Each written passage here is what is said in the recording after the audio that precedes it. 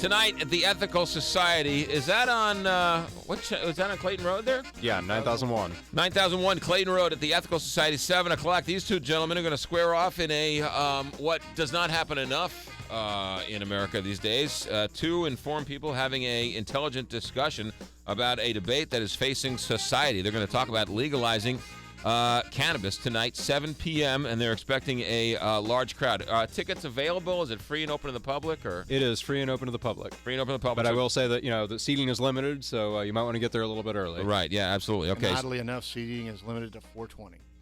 That is actually true. There are 420 seats in there. That is not actually why we chose it, but once I found that out, I was like, well, we got to go with it now. That's really funny. All right, so those are the voices of John Payne of the Show Me Cannabis Executive Director and Jason Grellner, both friends of the show, both been on the show numerous times. Before we get to the debate on cannabis, Jason, we were talking off the air about you are on the front lines of the meth fight, and meth does not get enough attention, even though it's destroying the fabric of our community. There's some news in terms of Missouri going on with meth. Give us the latest on some of the... The great news is, I think for once in a very long time, you're going to see the state of Missouri's 2013 numbers dip low enough that we'll drop out of the number one state. We may drop as low as number 3. Indiana is leading the country at the current time, and Tennessee's coming on strong to be at the number 2 spot, especially with a new ruling from their attorney general there in Tennessee, which negated all of their city and county ordinances, which I was helping to pass over there, which they were up to 20 at that time. So I think that Tennessee and Indiana will overtake Missouri. What we're doing with our cities and counties is helping. I was just in Kirksville 2 nights ago. It looks like Kirksville is moving forward with an ordinance covering their 18,000 residents for their safety and concerns over meth labs. And I really think we're starting to turn the tide. It's been slow. It's been several years in the making, but I think we're getting there, and I think it's good news for the state of Missouri. The St. Charles County voted 9-0 to make it prescription only. There are some other outlying counties that have done the same. Are we seeing drops, or are we seeing those meth labs and those meth people moving into St. Louis County and St. Louis City? Yeah, we're seeing drops, but the most drastic drops we're seeing is in southeastern Missouri, where a 14-county block is now covered by prescription-only status. We got great help out of the Illinois Attorney General by turning off cities in Illinois that won't sell to Missouri residents. We got great help from our border state of Arkansas who won't sell to Missouri residents, and suddenly you're seeing a 60 to 70% drop in those areas.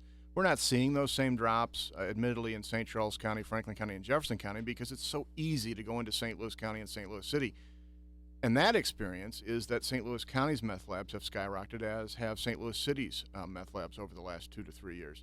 And so what you're seeing is the laziness of meth addicts, that they not only will go into areas to buy the pseudoephedrine they need to manufacture meth, they'll stay there and manufacture meth because they want the drug as soon as possible. So Illinois will not sell cold medicine to Missouri residents? Not all of Illinois. Specific towns work together with the Attorney General in southeastern, or their southwestern border with our southeastern border. And many of the large chain stores said, listen, we won't sell to Missouri residents unless we have a patient relationship, meaning that in the last 6 months, we filled a bona fide prescription for that individual. And in some of those communities, that meant drops in pseudoephedrine sales as high as 50 to 60%.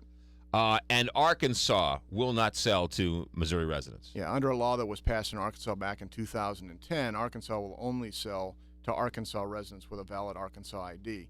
Along with that, though, they also said that prior to dispensing pseudoephedrine, you have to have a consultation with the pharmacist, and that they strengthened their law regarding what needed to go into the computer tracking database. And for many of the large chain stores, including Walgreens, Walmart, and CVS, they were unable to meet those commitments, and so they went prescription only on their own. And so Arkansas has now realized throughout 2011 and 2012, 75 and 80% drops in methamphetamine laboratories.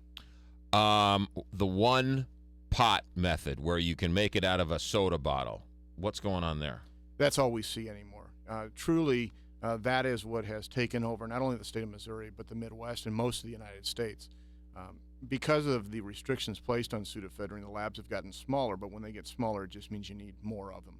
I can point to an incident in Iowa in the Quad Cities area where in the last year, investigators found in excess of 400 one-pot meth labs in one location, one residence being stored after their use. you can look around. I'm sure you reported on the female that was manufacturing in a Walmart store, Right. and just 2 weeks later was caught manufacturing on the parking lot of a gas station in the same area. This is very easy to replicate. It's very easy to do. It's very small. It's very hard for law enforcement to catch. As you can imagine, individuals driving 80 miles an hour on Interstate 270, 44, 55, manufacturing a combustible solvent in their car, that's very dangerous. You have said, and others have said on the front lines, that if you drive the Missouri highways, you will be passing somebody who is making meth on the highway. Oh, without a doubt. Individuals, again, because of the addictive nature of methamphetamine, are going to manufacture the minute that they have all of the materials together. We've seen too many fires and explosions in vehicles not to believe that that's not happening. How many cold medicine pills do you need for a one pot method? Usually we see between 1 and 2 boxes. 1 and 2 boxes is all you need. And that's legally what people can buy, and they can buy in this state at the current time up to 4 boxes at a time in a month. And that's just that individual. And most of the time what we're seeing is it's not those individuals that are purchasing it. It's their friends, their families, and organized crime, gangs getting involved. You have said on this show numerous times, and I repeat it, and people don't believe me. I'll ask you again. You say that the meth epidemic is feeding the heroin epidemic, and the heroin epidemic is helping the meth epidemic. What do you mean by that? That individuals who are addicted, battling the disease of addiction to heroin, are able to go out and spend money to invest in pseudoephedrine products to sell at black market prices to methamphetamine manufacturers, doubling, tripling, quadrupling the money that they spent on the box in the first place, and turn around and spend that money on more heroin. They'll sell it to the inner city gangs. The gangs will then turn around and again increase the black market price before they sell to outlying lab processors, and they themselves are making money that increases the amount of heroin that their gang is able to bring into the area and then sell. So it's just one's feeding the other. It is. It's the disease of addiction is a horrible disease that ravages individuals and brings them to a life of crime. Oregon used to have a huge meth problem. How's the Oregon meth problem now? Well, again, we have to draw a bright line. We have to draw a line between meth and meth labs. Their meth lab problem is pretty much non-existent, less than 10 labs a year, and they track those labs back to Washington and Idaho, Northern California. Their meth problem is the same as almost any other state. Again, the Mexican cartels have found a workaround to not have to use pseudoephedrine. It's the old procedure using phenyl-2-propanone that you can't replicate easily here in the United States. We're not going to see phenyl-2-propanone labs in people's coat pockets as we do with one-pot labs. And through some high-end chemistry, they've been able to take apart the molecule of the D-methamphetamine, the L-methamphetamine, separate those isomers, and bring pure D-methamphetamine back in the United States again. Scary stuff. All right, that's Jason Grellner on the front lines of the meth epidemic. We haven't had a chance to check in with you in a while, so we got an update on